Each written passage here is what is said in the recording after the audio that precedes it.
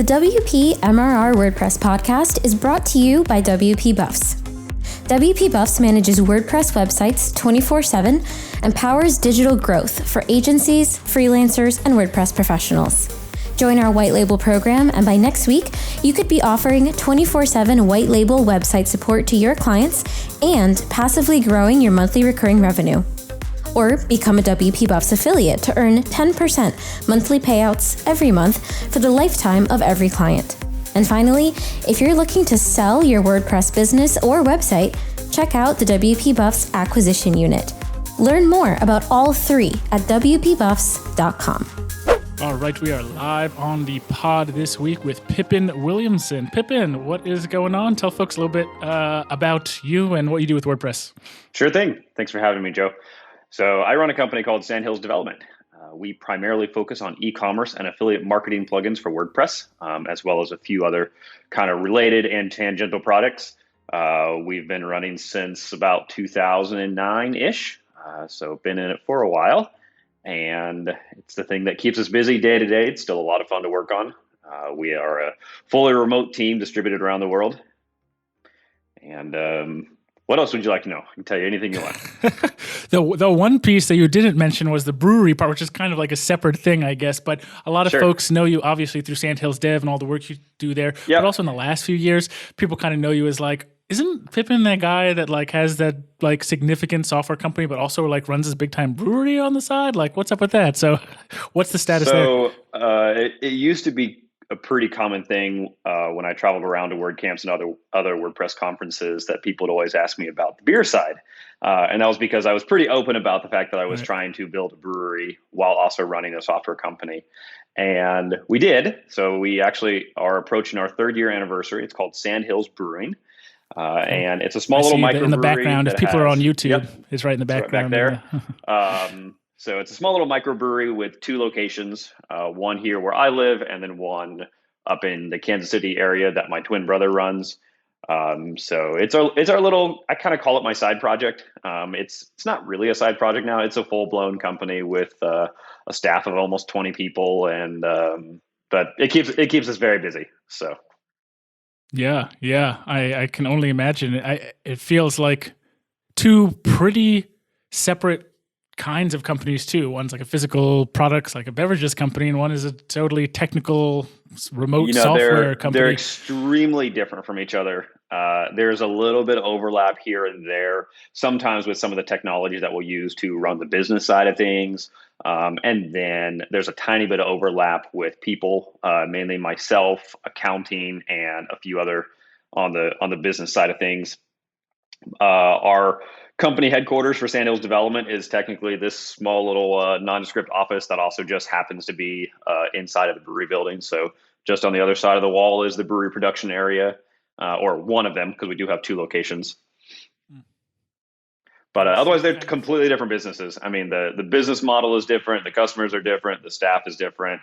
The challenges they have is very different, which became abundantly clear this last year with the COVID pandemic. The software company was one that was very, we were very privileged to be hardly impacted by the downturns of COVID at all, like from an economic perspective. Whereas the brewery, on the other hand, was night and day different. I mean, it was like sales just vanish out of thin air, and a totally different set of challenges. Yeah, totally. I feel like a lot of people who start technology businesses, they'll, start something, hopefully eventually like find something they're successful with in technology. And then when they maybe transition to their new thing, they'll maybe use a lot of their learnings to start a new technology business, because you can kind of start not from zero this time. Like maybe you have an audience, or maybe you just have all this experience of running a technology company, and you were kind of like, nah, like I'm going to go run this brewery and almost like start from zero. Maybe you've had a background in like beer or like physical product business before, or maybe you're just like a guy who likes beer. Like what made you decide like, I'm going to start a brewery and almost kind of start from zero when it comes to like your experience running I think business in that space? There's several main components. So number one is, you already said it, I just like beer. I like the history. I like the product. I like the experience. I like visiting breweries. It was just an environment that I really enjoyed. And so, wanting to help cultivate and be part of that environment was definitely interesting to me. Another big component was the wanting to have some kind of connection to my local community and local environment. I live in a small town in the center of Kansas, and I've traveled all around the world. I've been to tons of different places, and I came back home to my childhood home basically, and felt like there was something significantly missing here, which was this culture around microbreweries and such. So I wanted to create one, and I wanted to try to make a positive improvement to the local community, and have some kind of connection. Like I've always run in a digital world where, like the only thing that physically ties us down to one place is a mailing address for, bank statements and stuff like that. And I wanted to have something that tied better into our local community. And then maybe the last component is I just like building things. I like creating. And this was a really unique challenge of how to, take the various learnings that we had from building a software company over 10 years and, apply those to building something completely different. There's still a lot of just general learnings, from how to manage a company, how to manage teams, how to manage policies, everything that we've learned from the software side that do apply to the brewery or help. But it was still a completely unique challenge. I get to learn about logistics of supply and demand, logistics of sourcing raw materials. It's just a whole different world, and it was super fun. And so I like the challenge. Yeah, I think it's interesting hearing people think that you'll like double down on what you've already done by kind of maybe starting a new company in the same space, and like thinking that would be like potentially the most efficient way to do things, like from a financial standpoint. But like as a founder, or like, a leader in a company, I totally understand that like I need like a new thing, like I need like a new adventure. And in a lot of cases, that's the most important part for, someone as entrepreneurial as you, is like that challenge is going to be like being successful, like financially or business wise is great. But like if it's not challenging, if you're not feeling like you have an impact every day, like it's going to get boring. Like you're going to get absolutely like look and try and find new ways to be impactful. I need fresh challenges in my life, and fun puzzles to solve. And this was one of the ways to do that. We started building the brewery too when I was going through a phase of pretty intense burnout from the digital world, and I just needed a complete change of pace. And so that actually ended up being really important for my own personal sanity. Yeah, I feel like this has been a pretty heavy year for myself also. Actually, it's like one of the reasons I wanted to have you on the podcast is because I know you've had some of those challenges before, and I'm very much trying to like get out ahead of those things. I'm trying to like stay impactful, keep my challenges going, like not feeling like I'm approaching burnout. And I know that potentially like starting a new venture is one way to like avoid burnout, but I also like really like working on WP Buffs. Like I want to keep working on this business, and so that's like something I'm like currently in this, like I'm getting coaching, and I'm like making sure I'm dedicating good time to myself as well as like my work. I'm not diving too deep into work, like taking a breath and making sure I keep some form of separation from it. Absolutely. So, yeah. Well, there's kind of an interesting balance you have to find when, like for me, when I was really burnt out on the software side and I needed to do something a little different, my solution to that was to go and build a physical business, build a brewery. And now, a couple of years later, now I actively juggle both. And so I'm actively running the software company. I'm actively running the brewery. And now it's a little bit more challenging to not allow the weight of both of them to, take too much of a toll. And so, the next challenge will be to, ensure that I can do both of these sustainably, or, somehow extricate myself from the majority of, day-to-day operations of one of them, hand those to somebody else, and then find out what the next thing is. Yeah. This whole running two, or even like multiple businesses at the same time. As someone who runs one business, I can see how it's possible, but I can also see a lot of challenges around like how do you dedicate your time correctly. There are a few good examples for this, right? There's like Elon Musk who runs, SpaceX and Tesla and Solar City. But he's anything from boring remotely company. normal. Yeah, right. Well, exactly. But that's kind of what I'm trying to get at, which is like he's kind of like Elon. There's only one Elon Musk in the world, but then there's also like Jack Dorsey, like he runs Twitter and Square. Like I heard him on Matt Mullenweg's podcast, and he was talking about how he has like Monday meetings for both those companies, and they're both 4-hour meetings every Monday. And I'm like, oh my God, holy shit, that's like a lot of time. So I'd be interested to hear about your experience.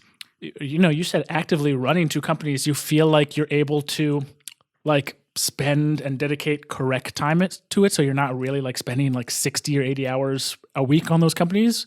Or do you feel like it's a little bit more pressure for both? I think it's a little bit of both. This last year has definitely been different. So much has been different for the last year for during for COVID everybody. times. But one particular thing that happened this year was with the brewery side of things. It was like every other week there was a staffing problem due to a potential COVID exposure or a confirmed case, and so this last year was not a good example of like my ability to balance both and to not, spend 60 or 80 hours a week.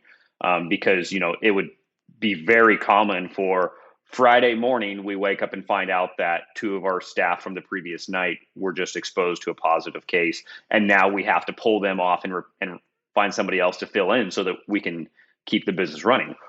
I mean, just keep in mind that something like a brewery doesn't run if there are not people in the building. Like we don't make money if there's not people in the building. Especially with like timings of stuff, you got to like take the, that process. Right. I'm not an expert here. We have business hours. Like we are here from 3 to 10 and there has to be staff in the building. And so that meant that there was a lot of times when, I had finished my week, I had put in my time. Well, I'm going to go do another 10 hours at the brewery because somebody has to be there. So this last year was not a good example of that, but setting that aside, I try really hard to work no more than about 40 hours a week. So, I come to this office just about every day and I work up about 9 to 5. I do about 8 hours a day. I'm far from perfect. There's lots of evenings where I find myself opening my laptop and spending an hour, on the couch or something like that. But in general, I work 9 to 5 Monday through Friday for both businesses. Sometimes it's enough. Sometimes it's not nearly enough. It kind of depends on the week. Yeah. But they're also definitely like very simultaneous. Like there is no, Monday, Tuesday, Wednesday is Sandhills development. Thursday, Friday is brewery. It's, 1 hour. Right now I could be talking to you on this podcast. Next one, I'm working with the brewery production team to figure out what we're brewing or making for the next week. And then 30 minutes after that, I could be in a meeting with PayPal to discuss something that we're working on. So it's a lot of jumping back and forth. That jumping back and forth stuff is interesting. I'm kind of working with our marketing team right now. So our head of growth, Alec, I'm trying to work with him on like how to balance like some of his sales responsibilities and some of his more like marketing related responsibilities, and to like transition from like doing 3 sales calls in the morning to like directly into more like marketing and content work. Like there's that transition time that can be a challenge. Not only like a challenge to figure out how to make that transition, but just the fact that if you're doing a lot of transitioning, it just adds up, and you find like in an 8-hour day, you're doing like an hour and a half of like transition that wasn't really deep work. Context switching. Switching. Yeah. And how have you found like an efficient way to do that? Or are you still working on it? Still working on it. I think everything's work in progress. Yeah. One of the things that I have found the most effective is to just do my very best to avoid back-to-back phone calls, back-to-back meetings, et cetera. And so I try to do a maximum of, 2 or 3 phone calls like this, whether we're talking a physical phone call or a Zoom meeting or whatever, 2 or 3 a day at most, just to ensure that there is enough time in between each one of those to properly switch into the context that I'm working on.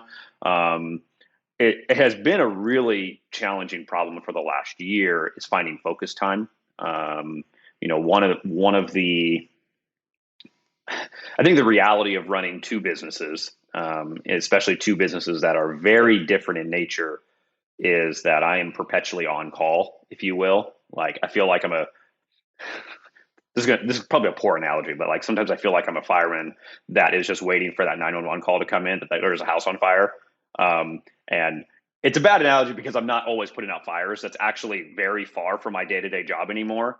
But I do switch context all the time. It could be a quick need that a team member has. It could be a scheduling meeting. It could be it could be anything. I've filled pretty much every single role in Sandhills development. I've been the developer, I've been the support person, I've been the marketing, I've been the boss, I've been payroll, I've been everything. And so, I still find myself a lot of times getting into discussions or tasks related to every single one of those topics. And so that, I could go through a day and hit 30 different contexts of work very easily. And I actually kind of thrive in that. I used to say that I thrive in chaos. However, I think that is changing.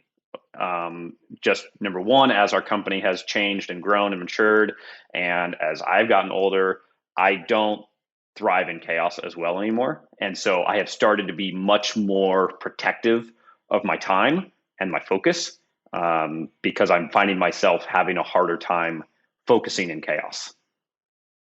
Yeah.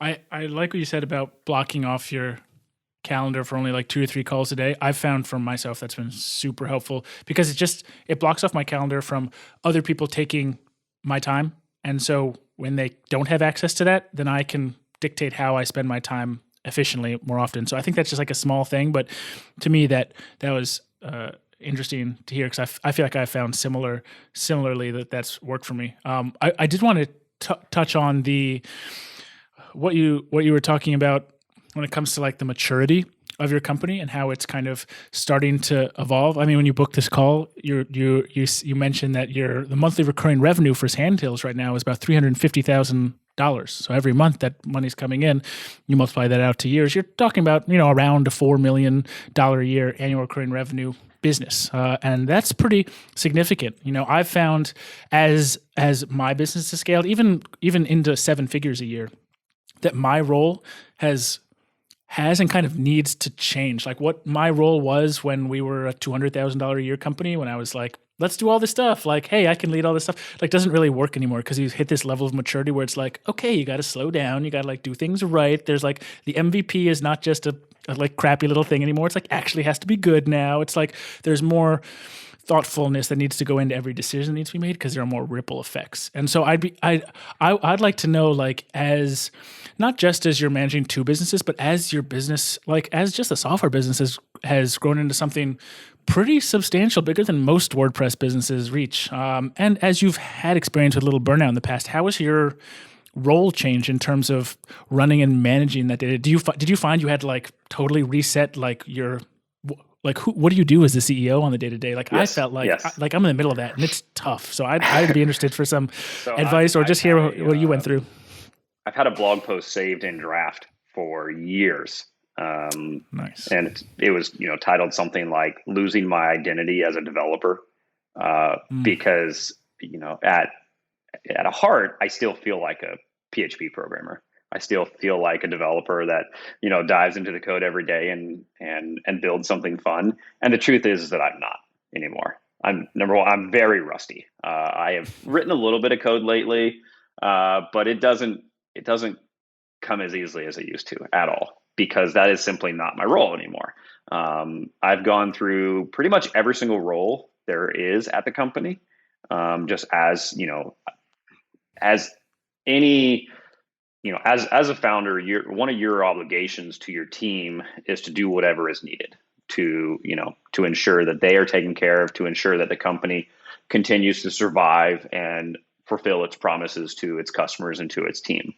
And sometimes that means, stepping up and doing customer support. Sometimes it means leading the marketing efforts. Sometimes it means doing the development. Sometimes it's coordinating. Sometimes it's payroll. It's everything. So I've done all of it. And what I've discovered is over time, kind of the natural thing that happens for us is we identify a problem, and then, at least not as much now, but in the last few years, I would jump on and I would take care of that problem. And then eventually I would delegate that to somebody else, whether that's hiring a new person or handing it to one of our existing team members. And so consistently, the phrase that I've used to describe that like transition process is hiring myself out of a job. I keep giving the work that I do over to somebody else who does it better and who has, sole responsibility to ensure that that thing is taken care of, so that I can then focus on whatever the next challenge is. And over time, it made me realize that I don't do at all what I used to do. And what I am good at doing is not what I used to be good at doing at all. I used to be a pretty solid developer that could build things very quickly. And that's, I think I probably still have it in me if I, really have the time and the fortitude to do it. But that's not me anymore. It really isn't.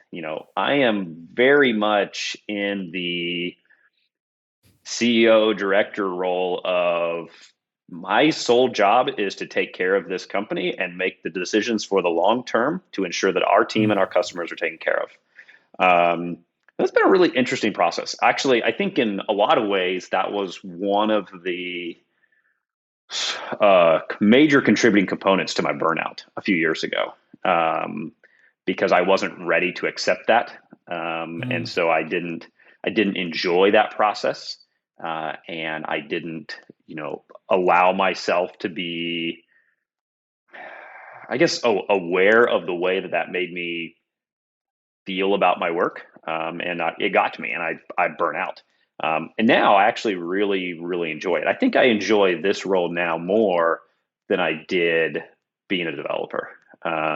It's very rewarding to be able to watch and see our team succeed in ways that I never would have in their positions.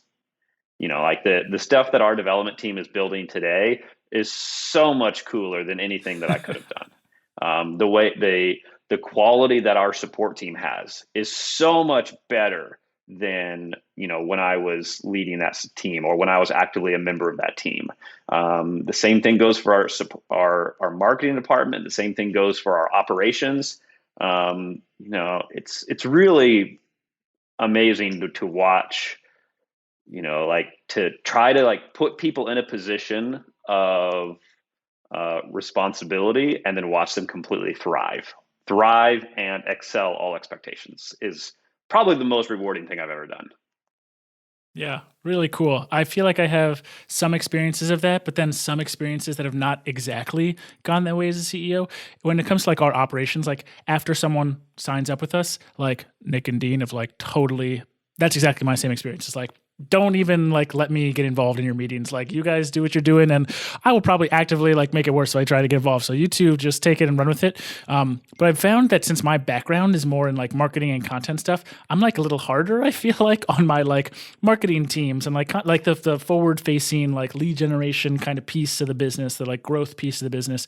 I feel I'm a little harder there because I just have a better expertise there. And so I think I feel in a way that I'd be interested to hear kind of maybe some of your process for delegation. If you have a formal process, maybe it's just kind of worked out for you, but I've found that the reason I'm right now kind of diving back into some things and wanting to be more active, one is just because I feel I'm reinventing my role a little bit. So I'm going to be helpful where I can, like what you're saying, be where you're needed. But at the same time, I felt I didn't delegate great the first time around. I kind of was just here's a task and all the info's in the description, it's assigned to you, go do it. But I didn't do as much of I think the delegation, there was an issue with the way I delegated, and I'm rediving in now so that I can do a revamp and redelegate, kind of move in and then back out in a few months.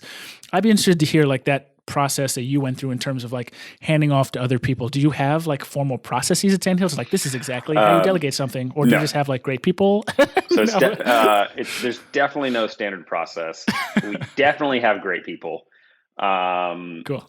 And I'll tell you truthfully that I'm a terrible delegator. I am a terrible, I'm a terrible manager of people.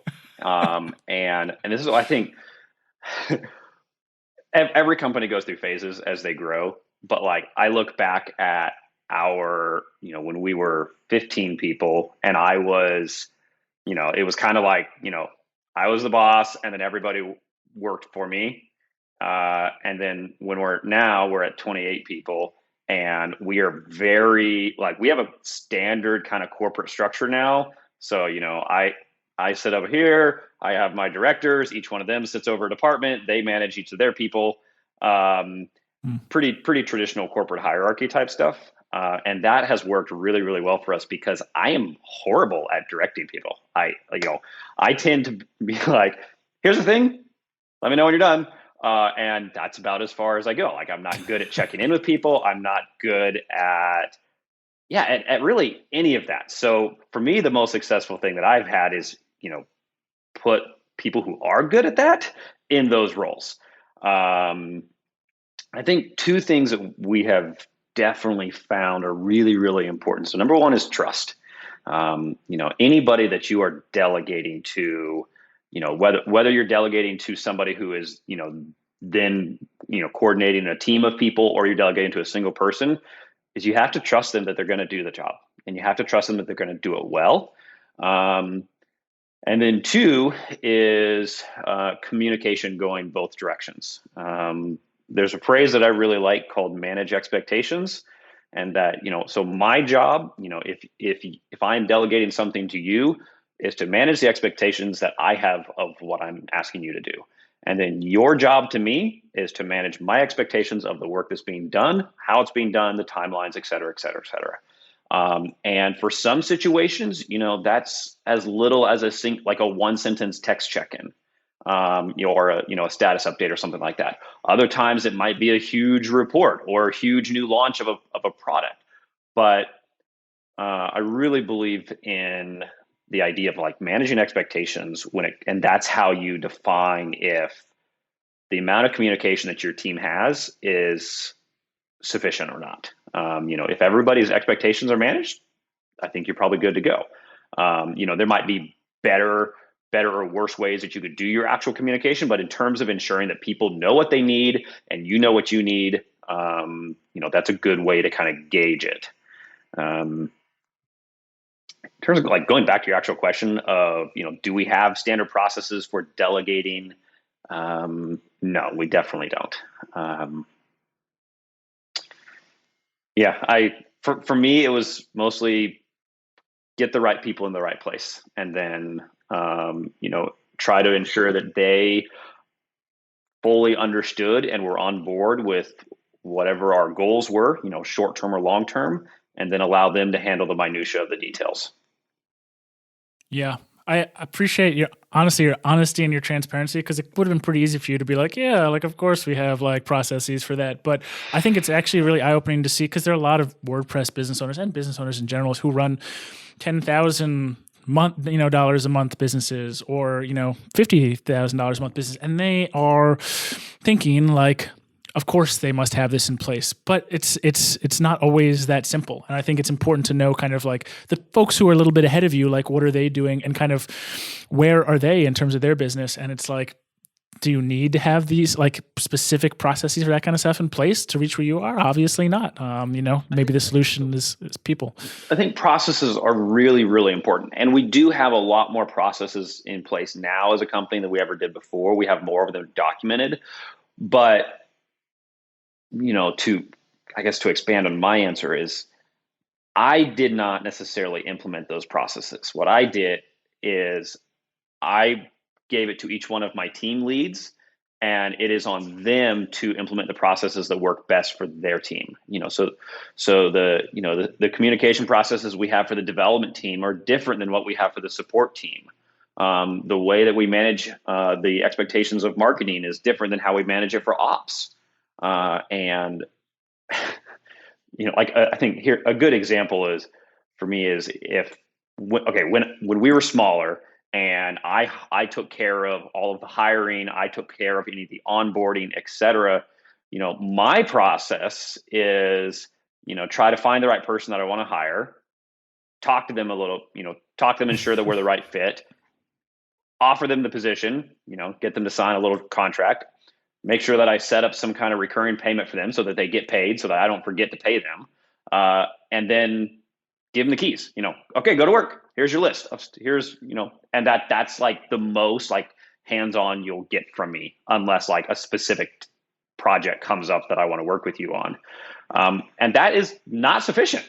Like truthfully, like as you grow, like that's not enough for a new hire that you need to onboard into a company of 28 people. So instead, our hiring team now, if we're hiring a developer, for example, would be our head of operations and our director of technology. Like they will handle the onboarding of this new person, and they will work with them every single week for weeks and weeks and weeks on end. And that's the process that they have set up that works really, really well. If I was still doing that, like they would get an email, be like, "Here you go. Here's all your logins. Good luck." Because that's just, I am not a process person. I'm not, I tend to get into like zones where I will go and work on something intensely and I will just like disappear to the world. And you won't hear from me, you won't see me. And that doesn't really work for bringing new people on. So, having other people take over that process for me was really important. I guarantee you if we had not done that, we would probably be 10 people still. I would still be super burnout and we would be struggling. Yeah. Letting go of some of those things sounds like it's saved you, not only saved you, but it actually moved your business forward. And I think that's an important lesson for most people is like, you can't do everything in the business. You need to actually be where your strengths are and where you're not as strong or the things you're not as interested in doing. There's probably someone out there who not only is better at it than you, but actually is excited about doing that stuff. And you can find those people and plug them in, like that's perfect, Okay. I was just going to say that, I think there's sometimes people get a superiority complex where, if they're the head of the company, like they're going to be the best. They're if it's a small company and it's a tech founder, they're going to be the best developer on the team, or they're going to be the best designer or something like that. That's so silly. Like hire people that are so much better than you and you'll go so much further. I am thrilled that I am far, far from the best developer. And even when I was like in my prime as a developer, I was far from the best developer on the team. I am far from the best support person on the team. I am far from the best marketer, and I am far from the best best anything. Like, I hired people that were so much better than me, and that has been tremendously, a tremendous contributor to where we are today. Yep. Awesome, man. It's really cool stuff to hear. I want to dive into some of the specifics about some of the new stuff you're doing at some of these companies, or I guess at the company at Sandhills in general, but you have these sub plugins and brands that you're working on. And so I want to hear a little bit about some of the stuff you're doing with maybe like the affiliate portal and EDD 3.0 and maybe some sugar calendar stuff that's coming out and anything else you have that's like, what's the future looking like in the next year or so of these plugins / Sandhills? So one of the things that we're kind of starting to dive into all across the board is starting to integrate SaaS components and SaaS-like components into all of our products. Each one of the brands that we run are they're standard WordPress plugins. They get installed on a site, and they are, for all intents and purposes, self-hosted software. They are not a SaaS. We have never run a true SaaS. It's just not a thing that we've ever done. But we're starting to bring in components into our products that are either SaaS-like or are like stepping stones for us to cross over into that threshold. So I can mention a couple of them. So on Affiliate WP, which is our affiliate marketing tool, it's basically a self-hosted affiliate tool for you to run a full-blown affiliate program on your WordPress website. So if you're using one of the many e-commerce or membership options for WordPress, or one of the forms for payment collection, and you want to run affiliate program, that's what Affiliate WP does. We are getting ready this week to launch what we're calling the affiliate portal. And it's basically a completely rebuilt experience for what's called the affiliate dashboard, which is basically the place that your affiliates log into your website to Cool. view their links, view their earnings, view their reports, et cetera, et cetera, et cetera. This affiliate dashboard is a completely new experience, and while it is still self-hosted, it is bringing over the experience that you might expect on a SaaS service onto the self-hosted sites. And it is the way it's been engineered is going to open up a lot of possibilities for bringing other SaaS components in. So that's something we're really excited about. The team has been working on it for quite a while now, and it's going to go out live this week. Nice. This week, okay. Your episode's going live on next Tuesday, which is so it'll probably, a week from now. If you're listening to this, it's probably live. Okay, cool. Where should they go to go check it out? Go to affiliatewp.com, and then there's a link up in the header for the blog, and there'll be a post there about it. Sweet. Cool. Okay, I have like a few questions about the portal. So what's in the new? I guess I understand the piece about bringing it more into like a SaaS experience. It's still self-hosted. It's still on people's WordPress sites. They're selling WordPress services, products. They can run an affiliate program. Their affiliates can log in, and they can log in and have a new dashboard experience that feels more like a SaaS. Any new kind of big features that are coming in that are like things that affiliate marketers really wanted to use, or that people who run affiliate programs is really vital for them? Yeah, so there's one that I can definitely mention. We have several others that are in various stages of actively looking at, to just thinking about them, to actually maybe writing some code for. But there's one major one that is there already, and it's not coming with the affiliate portal because it's actually already been here. But it is probably the most significant for people that run affiliate programs, but also for the affiliates themselves. And it's this thing that we have called, at least for now, until we come up with a different branding name for it, the Payouts Service. It's very simple and explains what it does. It is a service that we have built to help business owners, affiliate managers, actually pay affiliates their earnings, which maybe seems like a simple task, but it's actually very, very complicated.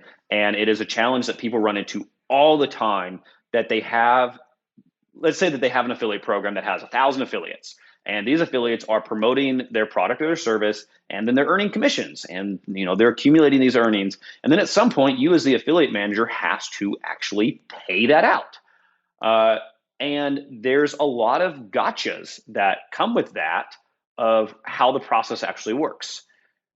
We, over the last, Affiliate WP has now been around, I think we just had our 7th anniversary. So over the last 7 years, it has been one of the most consistent challenges that business owners have had, which is basically summed up in one question: how do I pay my affiliates?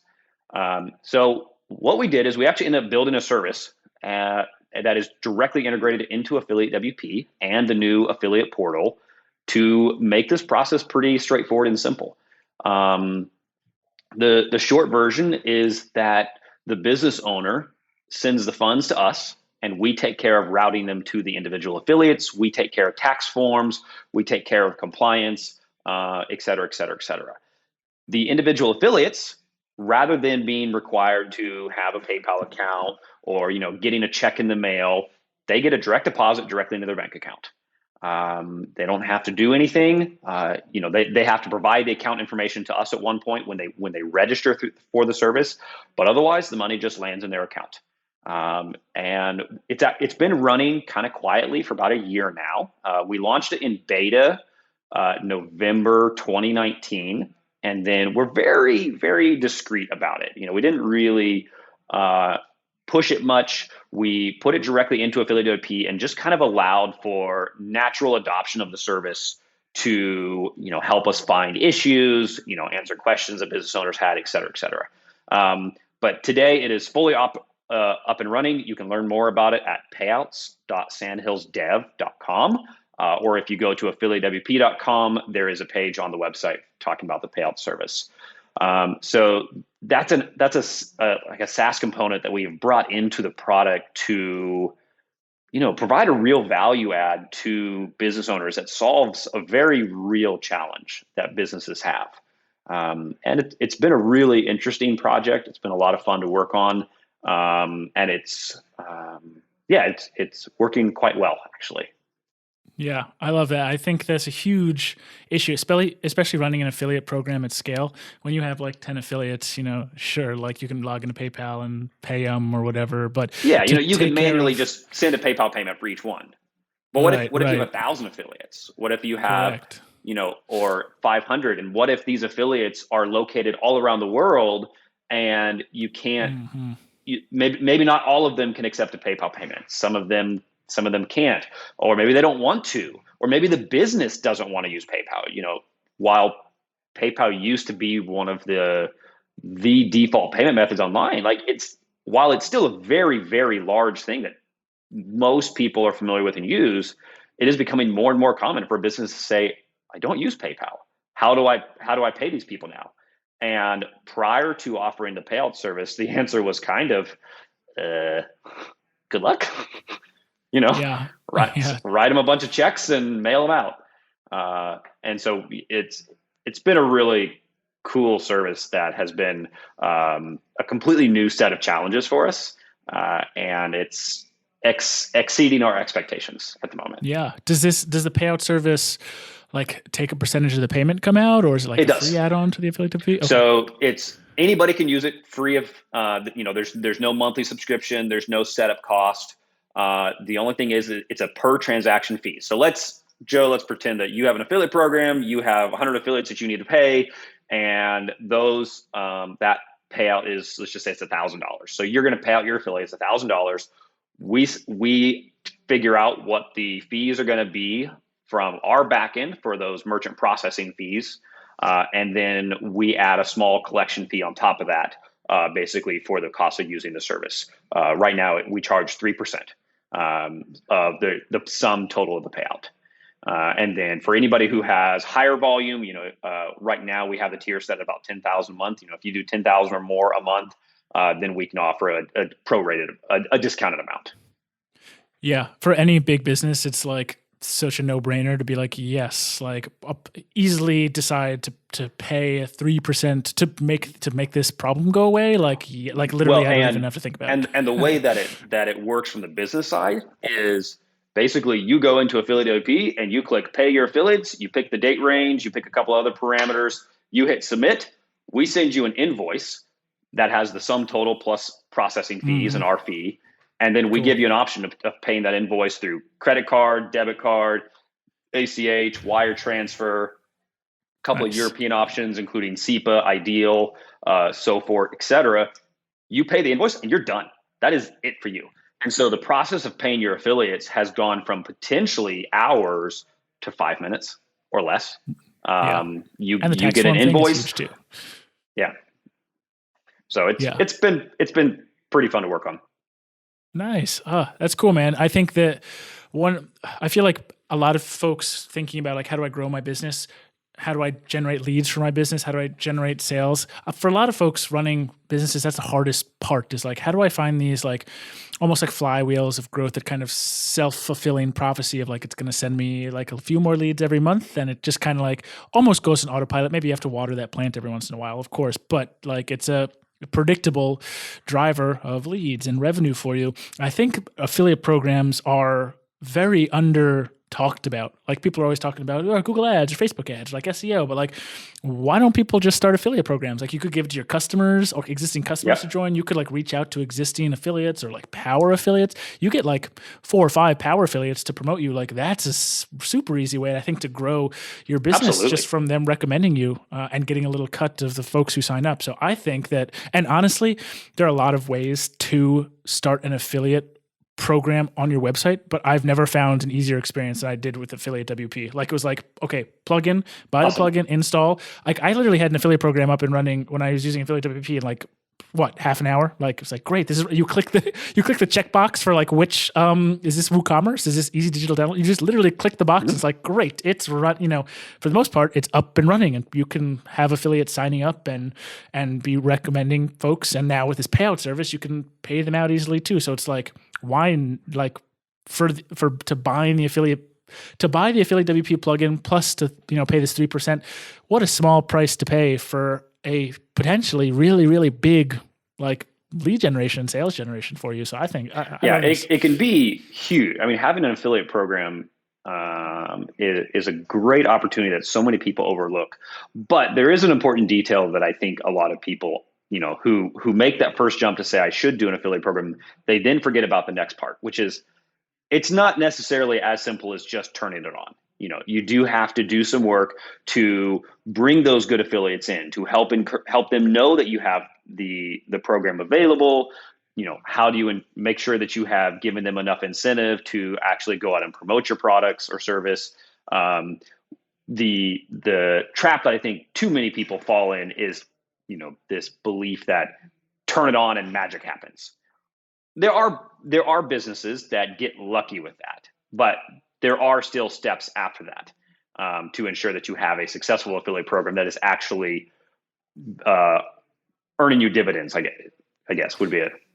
Yeah. Thank you for clarifying that. In my mind, obviously I understand that, and I skipped over it because I thought it was almost implied. But yes, you're totally right. Let's be very clear that like turning it on and having it work is like maybe a 1 out of 100 thing happening, So of course, are you going to do one-time payouts? You're going to do recurring payouts.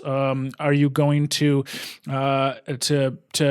give folks, what kind of incentives are you giving folks? Are you giving people a 10% cut? Is it a 50% cut?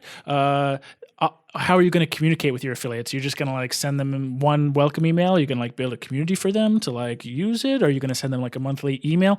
Of course, there's 1,000 ways to build an affiliate program and to grow that. Those are all great questions to be considering, and then also, how are you going to get your affiliates? Are you just going to, are you going to invite every single customer of your product or service to be an affiliate and then, share it with their friends or connections? Are you just going to put a sign up page on your website and hope people sign up? Are you going to actively go out and promote people, recruit affiliates? These are all things that you should consider. Definitely. And as we're kind of wrapping up here, one thing I would like to talk about recruiting affiliates, because this is something we're kind of doing more actively. SEO has always been our biggest driver of traffic and new clients, new white label partners, all of that. And affiliates has jumped into second place in the past 9 months, 12 months as we've been focusing on it more. And one of the ways we've been recruiting affiliates is we do actually like some keyword research and some SEO research around good articles that we're kind of already ranking for, but maybe we're like ranking number like 2 or 3 or 5. And we like take a look at like who's ranking above us, and we just do some outreach to those people who are like, hey, you're ranking like number 1 for this. Like, hey, that'd be cool if you would, any interest in joining up as an affiliate. And a lot of people will be like, not super interested, but some people will. And then they'll link to us and drive us new customers and become an affiliate. And that only like helps the other work that we're doing. Well, so and that's a good example of where like it doesn't take a ton of effort to outreach to those people, and your success rate probably won't be super high. However, you only have to get, a couple to actually make it more than worth its while. That's been something that we've discovered in with the Payouts Service that we have never done in the past. We have never done like direct outreach sales. It's not a thing. Doesn't exist in our business model. However, we are starting to do that with the Payouts Service, because what we do now is, we can go in and identify customers that are using affiliate OP. We can pick out those that we feel like would be, the right fit for the service. And we just send them an email basically like, hey, do you struggle to pay your affiliates? Do you have any challenges? Here's this new thing that we've been doing. Ask any question you want. Let us know if you'd like to chat. Success rate, not super high, but it only takes one or two every now and then to be more than worth its while. Totally. Especially if they're power affiliates and they're paying out like 1,000 affiliates a month. I mean, that 3% is really significant for you. So the ROI in terms of like that expansion revenue that comes to you if they sign up, and that like increased lifetime value for them for you now is like you only need one or two. That's been a really fascinating aspect of this new service for us, because it's a completely different business model than what we're used to.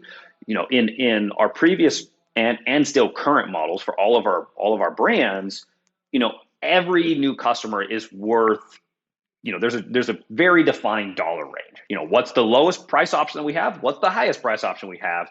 That's it. That's the price range.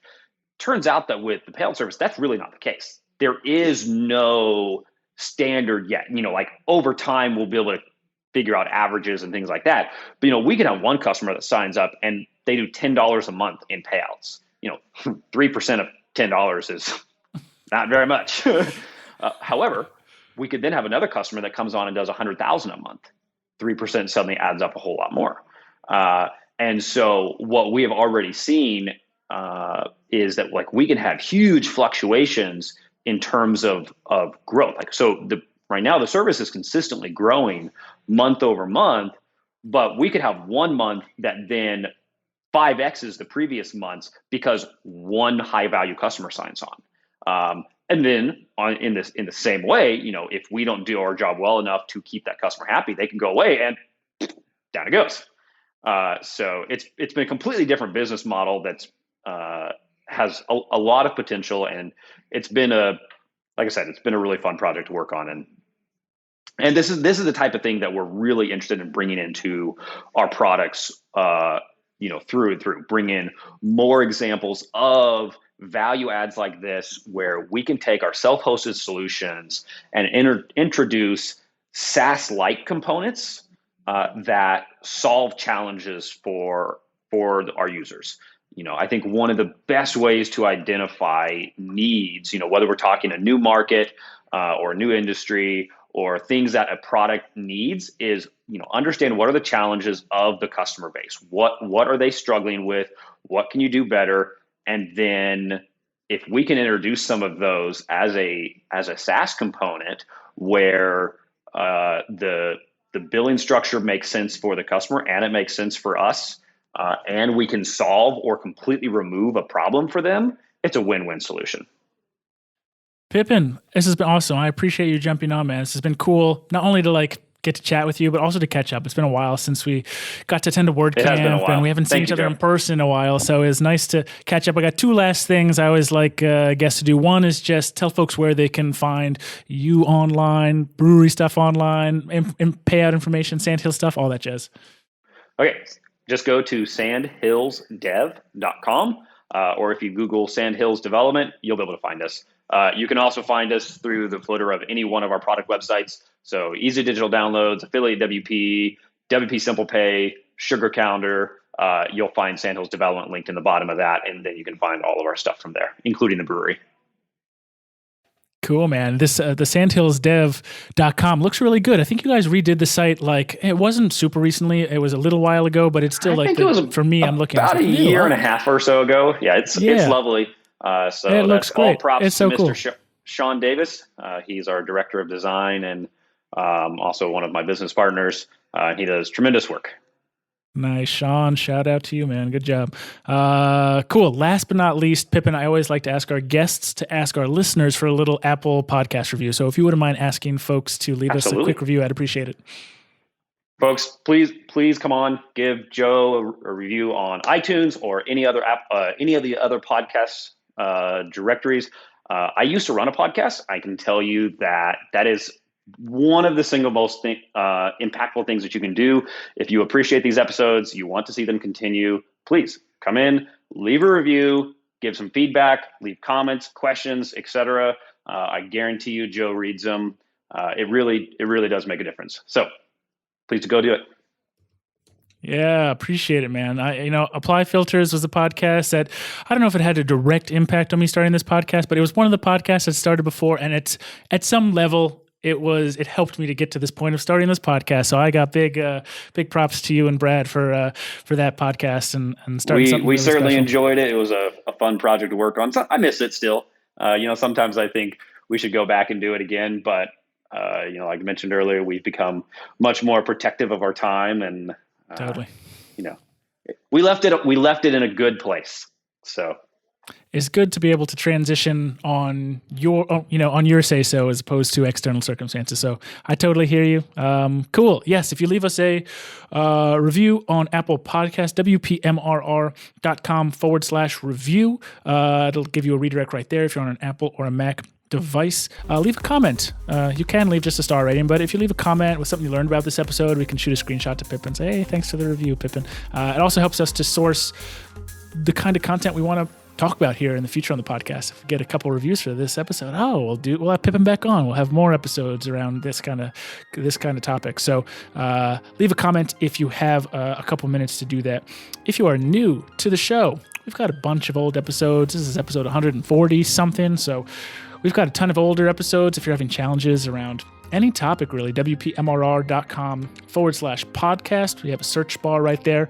Do a quick search, find a cool episode, do some binging. We're still at home a little bit. COVID's not quite over. You could either binge a new HBO show or your Netflix show. Why don't you binge some WPMRR WordPress podcast and help yourself grow your WordPress business?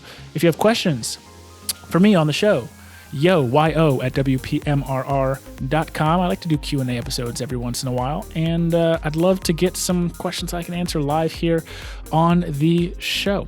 All right, that is it for this week on the podcast. We will be in your earbuds again next Tuesday. Pippin, thanks again for being on, man. It's been real. Absolutely. Thank you, Joe. It's been my pleasure. Later, everybody.